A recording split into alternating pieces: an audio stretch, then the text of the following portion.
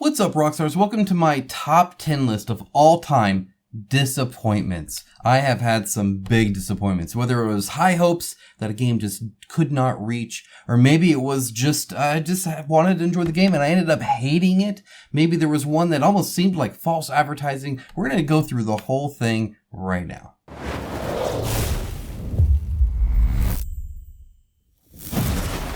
And before we dive into this quick top 10, I do want to thank my sponsor of today's video, Into the AM. They are a channel sponsor that has been here for a while. They support the channel, they support you guys, and you guys love their content. I know I do. Their shirts, their shorts, their underwear, all of it is fantastic. They have a huge variety of it. I'm wearing one right now. I wear these all the time. I get compliments all the time. No joke. Like, I will go out and people say, "Hey, I love your shirt. Awesome shirt."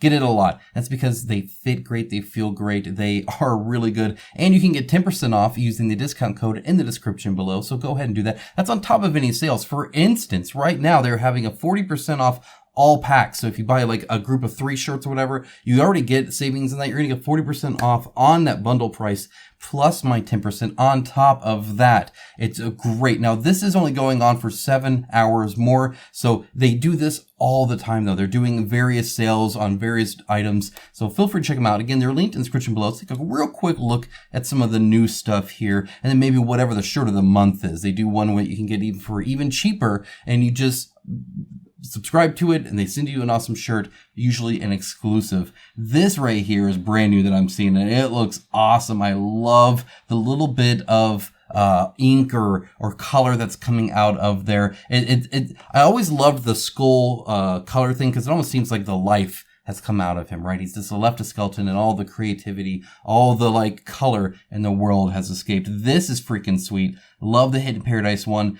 My favorite lately is definitely the Saturn Return tee. That is a fantastic freaking shirt. I also really want to try out their dress shirts like this. At work, I'm required. I got to have a collar, either polo, button up. They have really good looking one here. They also have the polos. They even have them without the logo. If that's something you're not allowed to have, these are going to feel so good. I'm so excited. So next time you see me, I'm going to be having one of these. Trust me.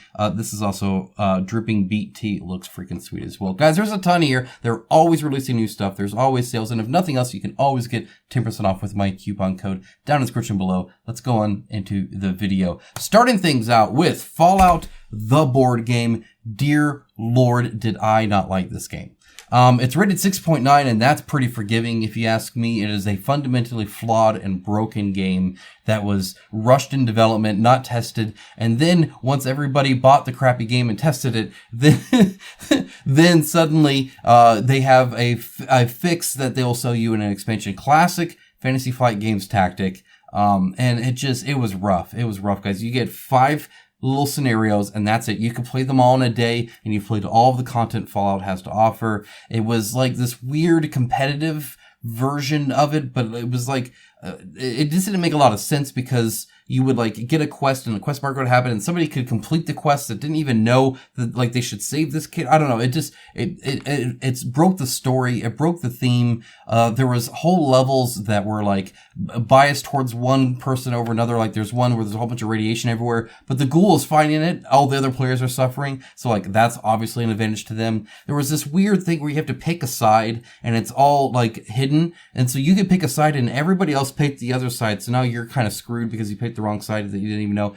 It was bad. It was bad. I believe my final thoughts on this were I'd rather all roll dice and hide the result in a cup, go play a real board game for 3 hours, come back, whoever rolled highest, we can just say that they won. Like I was not happy. And I love the Fallout theme. I actually bought this as a gift for my wife, which was the rough part of it. It was rough. Lessons learned. This was baby KOA. This was me not realizing that I shouldn't buy games like this, I guess. Next up, Starcadia Quest was also a huge disappointment for me. I was pumped. I had always wanted to get Arcadia Quest. Always. In fact, I looked at buying Arcadia Quest countless times. Literally, at least over a dozen, like not even exaggerating. I would go there, I would look at the price, it'd be on sale somewhere like Miniature Market or at my local store somewhere, and I'd be like, ooh, I want it. And what stopped me was the fact that I didn't get on the Kickstarter. I would look at the Kickstarter longingly. Again, it launched before I got on Kickstarter, before I got really into board games like that. And it just had so many exclusives there that CMON kind of lost a sale in that sense, because the Kickstarter version looked so much better. I wanted that version. So I wasn't really willing to pay for the retail version. And lo and behold, Starcadia Quest launches. It's got Star Wars minis, it's got Spaceballs, it's got Hitchhiker's Guide to the Galaxy, it's got Star Trek, it's got all this like awesome theme that I love. It looks really cool. It looks like they like streamlined some stuff, and I'm all about the streamline. So I backed it. Plus plenty of expansions. I was super excited for it. So bad, guys. I did not like my time with this. It turns out that most of my negatives were actually stuff that Arcadia Quest had, and you guys let me know that way back when, if you're old guard enough to remember this review. And it was like, oh, I don't like this. Oh, I don't like that. Oh, this is different. And you guys were like, in Arcadia Quest, it's there. They took it out for this one. I'm like, I bought the wrong version. So it was definitely pretty disappointed. This was also a really, really rough one. I was pretty harsh with this. I remember we ended the last game I played ever of this by me literally throwing my hands in the air, just saying like, I don't care. You win. I stopped caring. We had to like get this objective and bring it to one of our bases, but they kept dying. So you'd get it almost there, or the ship or whatever, the exit, and then the other person would take it, and then they would drop, and then they would take it, and that went on for over an hour. It was so bad. I was like, oh my gosh, this is just torture. Not good. No, not for me anyway. Aetherfields, another one. This one I actually can't blame my wife on. I thought the art looked great. The idea of going through dreams sounded awesome. Obviously, it was a very pretty campaign. The miniatures looked great. The design was super cool and unique and different. So I struggle to pay money on myself. I don't like buying things for myself. So I grabbed my wife and I show her. I was like, is this something that looks interesting? And she's like, yeah, get that. It looks awesome, which it did look awesome. So I backed it. With all the expansions. I got a lot. And it delivered, and I was super excited, and then I started playing it. This was before I realized that almost every game that Awakened Realms makes is just a grind fest and overinflated, and that after initial launch, they'll release a version that lets you skip half the game, because nobody wants to play that. And so they did that with Aetherfields. It still wasn't enough. It's fine. But the gameplay I felt was really light. The deck construction was very lackluster to me, and it had a larger sprawl than I had anticipated. So it was a lot of setup for a game that didn't have a lot of oomph to me. Also, I did not like the story at all. I couldn't get into it. It was very stereotypical in how I felt, where it's just, I remember comparing it to Lost, the TV show, where they had on the island, they had a polar bear. And everyone's like, why is a polar bear there? That's so interesting. What could possibly... And then the writers was like, we just thought it was a cool idea. It was kind of... Because it's dreams, they kind of cheat like that. I feel a lot of the stuff that happened in Aetherfield, as far as I got in the story anyway, weren't really there to actually have a purpose or an explanation or a deeper meaning or connection. It was just cool random crap happening all the time. And you had no context over all of it because you didn't understand anything. So it's just like, oh, look, an interesting thing. Oh, look, an interesting thing. I believe in the review I compared... I don't think I did a review on this. I remember comparing it on my Discord anyway, to if Tolkien had written The Lord of the Rings, but instead nobody explained anything to Frodo. So Frodo was just going around. He didn't understand if the ring was important or not. He doesn't understand about these Oliphants or these elves in the woods or these mines of Moria or whatever. So you're just going through, and stuff just keeps happening to him and with no explanation. That was my opinion of Aetherfields. It was pretty rough. The gameplay wasn't enough to hold me there, and the story wasn't enough to hold me there, so I didn't stay there. Time of Legends, Joan of Arc. Joan of Arc was something that really interested me. It was it was my first big Kickstarter. I remember seeing it and scoffing at it. Ha ha! Look at those little tiny Frenchmen, little army men from, I'm this nation, I'm this nation, and they could fight little historical nerds would fight with them or something like that. I scoffed at it. That is not my style at all.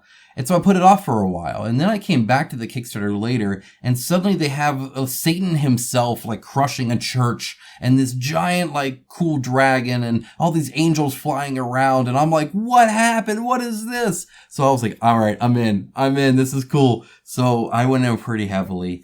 And I remember, I think it was about 3 hours of setup for my first setup. And I remember our time to game had already gone, so we weren't going to be able to play the game that day. I was still setting things up, and I remember just being so frustrated. It was, again, I was pretty new to all this. I definitely hadn't played any game that had that much setup. Even Warhammer was quicker to set up by a lot, actually.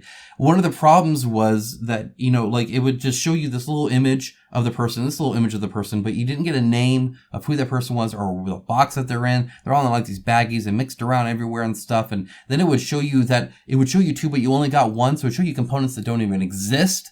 So it was so bad. The rule book was lackluster. The gameplay itself was actually a lot of fun. I very much enjoyed once you got to playing the game, as long as it was a pretty good scenario, not all scenarios were equal in this one, it was solid. I loved playing Joan of Arc. My wife did too. She was a big fan. My kids weren't quite old enough to really play well, at this point. But like we had a blast playing it, but the setup meant it never got set up again. But by the time I reviewed it, it just sat on the shelf, because it's one of those things where I don't want to spend half of my day, all of my free time setting up to have fun. It's just not something I'm interested in these days. And it was bad. It was bad. Black Rose Wars. This was another big disappointment for me, because I was super excited for this game. And I love like 80% of it. The problem is the 20% is so unneeded and so lackluster and so that, again, didn't really get to the table. It has some great card gameplay. I really like the theme of it. The style of it's a lot of fun. I really like the different magic pools that you can pick from and all that kind of stuff. Really dug it. But I knew that going into it. That's why I bought it. The problem is that I felt like, and this is a thing I have felt Ludus Matis Studio has a lot of for the most part. DEI I felt was different. I actually really enjoyed DEI. But Black Rose Wars, I felt like, I remember Eric Lang, back when he used to actually talk about board games and designing them and, actually did that stuff. I remember he was speaking once on Twitter, again, this was before he just yelled at people, that, what he said was, one of the hardest parts is trimming away everything. You design this game and you have all these super cool mechanics and you love every mechanic ever, but he was really big on taking it away and just keeping the like simplified game that really runs well and not having all the fluff. And he said that's kind of towards the end. You make this game, and then at the very end, you kind of have to take off these pretty much fully fleshed out and developed mechanics. You can do it a little bit early, but a lot of it you don't get until the final iteration, and you're like, all right, these things need to go. They're distracting from the fun. The rest stays. They did not do that with Black Rose Wars. Pretty much every game I played, I was upkeeping the Black Rose, and it didn't seem to matter or do anything, so it was just a waste of time. It was rough. It was definitely not my biggest pick there. There was just that little bit of extra fiddliness and mechanics that just felt like such a waste of time. So between, again, the setup for what was essentially me wanting a card game and the extra kind of oomph, stuff like that, I just felt like it needed a trimmed down and streamlined version of its core golden nugget. But sadly, that's not how things work. Next up is Nemesis. This was a big contention point. Probably one of my most embarrassing. I called it a first impression, but it was even bad for that. I've learned a lot since then, obviously. But you guys were pretty rough with me, of course. And I think I probably deserved it too, so it's okay. No hard feelings. So I wanted to get a game where I was Ripley. And I felt like Nemesis gave me the game where I'm just one of the dudes that die within the first half hour all the time. I didn't like how random it was. It's very random. I felt everything was random. The theme I felt was a little too loose for me. I actually wanted a little bit of a stronger theme from my game. And then I felt like with the randomness, I couldn't plan and make really good, smart decisions with all the information. And I felt like Ripley could. In other words, I feel like this was more, I don't know. It didn't fit what I was hoping it would. I love the theme of it. I think it's super awesome. I think it looks cool. The idea is great. It was also kind of early on in my exploration of board games, and I came to find out that I did not really like semi-co-op. It's just not something I find enjoyable. I don't really care about lying to people or having people lie to me and stuff like that, or kind of do spiteful things or mean things, but yeah, between that and the randomness, I wasn't a fan of that. You know, the random room layout and random objectives and random destination and random health and random attacks and just random noise and everything just seemed so random to me that it was not a game for me. A lot of people love it for the theme and the stories that it provides, and I'm very happy for you guys. In fact, I'm jealous. Way jealous. I wanted to love this game. I was so pumped about it. It was the second game I ever covered on this channel. The first one being Hate from CMON. And then after that came Nemesis, and I covered it, and I would do videos on every update. I was so excited for it all. So it just didn't work out for me. Reichbusters, similar kind of thing. Big fan of Wolfenstein here, and Reichbusters looked like it was pretty much a cool version of Wolfenstein with a little bit of like quasi-aliens and stuff like that. And again, it's one of those things where I feel like Black Rose Wars, they just didn't keep it in the oven long enough. It had such a great core nugget, such a great idea. The card gameplay, super fun. The alarm system, a blast. Love all that kind of stuff. But then they had stuff like the noise system, where half the time, you know, you're rolling and then you draw a card and it says nothing. And you roll and you draw a card, it says nothing. And it felt like I was doing for everything. Open the door, roll for noise, call nothing. Peek around a corner, roll for noise to do that. Pick up an item, do that. And so I was doing all these motions that again, I felt weren't adding anything to the game. 9 out of 10 times they were pointless, a waste of time, and I got really frustrated with that. It was definitely kind of a letdown in that regard. Plus, there were some other issues, like the rulebook had a whole paragraph that wasn't in English for everybody. I mean, like there was, or the actual items were made wrong, and the items were just, you know, tokens instead of cards, and you know, once you got a special weapon, you couldn't ever get rid of it, and it needed more time. It needed more time, and they just delivered it whenever. I don't know why they decided, but it was rough. It was a disappointment because again, it could have been so great, but alas, it was not. Senjutsu Battle for Japan. This is probably the latest one on here. No, there's one I think even later than this, perhaps. This was another bummer. You know, I talk often about how there's a natural selection with what you guys see. Because more often than not, if a game looks like crap, I don't even cover it. I don't talk about it. I don't care to, or I won't show it off. You know, they're like, hey, well, you're reviewing my game, and I normally just ignore it because I think it looks like poo-poo, and or it's not a good fit for the channel. Either way, like I turn down a lot. There's this like threshold that you guys don't see. So any kind of like negative review I have is one that I thought I would like and then didn't.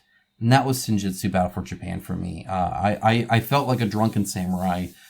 Just kind of like dealing with the best of what I have, mindlessly going, not knowing what the other person was doing. I even then did a follow-up and played with the designer, felt much the same way. I think I won, which was kind of, or they won. Either way, it was like, the whole point was like, I mean, I had no idea what I was doing. So, I think it was, he won, but it was close. And it's like, it felt like button mashing, right? Where it's like, yeah, the fighting game may be great, but if you can win the whole thing by like button mashing or get really close to it, like is that necessarily what you want?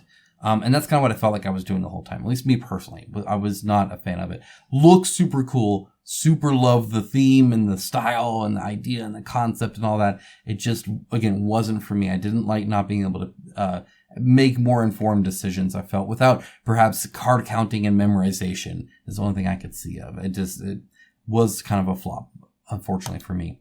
Dawn of Madness, another one of those things. I was pumped up for this. The minis looked cool. The art was cool. The idea and concept was cool. Dimension Games had just released Deep Madness, and that looked cool. This hasn't even delivered yet. And in fact, it might end up on a top 10 of most enjoyed by the time it does.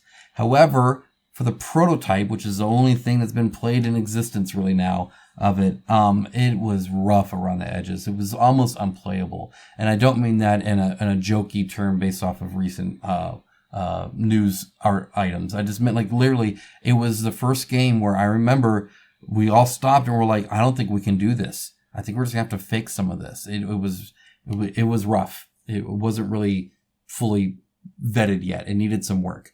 They took a lot of the feedback I had and actually went to it, and that's part of why I think it's taken so long. Just part. They were also still working on the story, but it's because they changed the story a lot. Because one of my complaints was like, if you're not the main character, you don't care because none of this matters to you really. You're just not important. And they changed that to where now like everybody matters, which is I think good.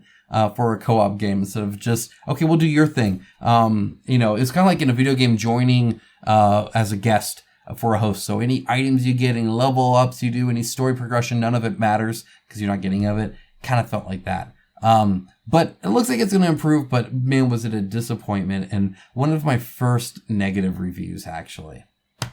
Next up, Massive Darkness 2. This was my latest kind of bummer. Massive Darkness was the first Kickstarter I ever backed. And Massive Darkness, at the time, being very new to things, I loved Massive Darkness. I called it a dungeon romp. I loved that I could headbutt a goblin to death. I loved that it was, even though you could cheese the system and all that, it worked because it was all about not having a challenge and just stomping through everybody. And I lamented but if you get this guy with this card, it's a bad combo. And really enjoyed it at the time. I hadn't played it in a long time since, obviously, I discovered way more games and games that I like more than Massive Darkness since then, by far.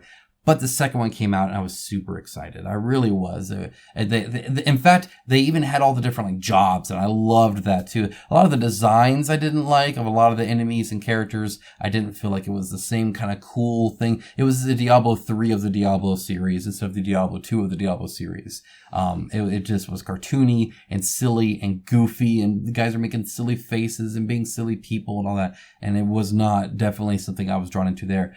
But still, I backed it. And then I tried to play it. And the problem again was setting up all those different classes just so we could pick and then remembering what each class does and doing all that. Cool on paper. Love reading about it, love thinking about it, did not like playing it. So then once we play it, it's fine. It's okay. We're pretending to be little raccoons and stealing stuff and going through things and fighting enemies. And sure, they're fighting back and it's a weird kind of streamlining there. But it just wasn't enough. It was, I've grown up. I've grown past Massive Darkness for the things I like to do in the gaming space, at least right now. So again, huge disappointment because it was my first, guys. I was super excited to finally get a second and now I don't even want it. All right, guys, that's my list. That's my very personal list. What is yours? What are some disappointments you've had and what caused them to be disappointed? I'd be interested in the why, almost more than the what, just because I feel like it's something we can learn from. I look back on all of these and I learned something, right? I learned to back better because I'm on the lookout for something that I know I won't enjoy. It's a great thing to do to make lists like this. It can help you be a better consumer, and I highly suggest it. Guys, that is all I have for today. I hope you have a great rest of your day, and I'll talk to you guys again very, very soon. Just remember, into the AM, link in the description below. Save 10%, get an awesome shirt, awesome shorts, awesome boxers, whatever it is, it's going to be awesome. I promise if it's from them. Take care, guys.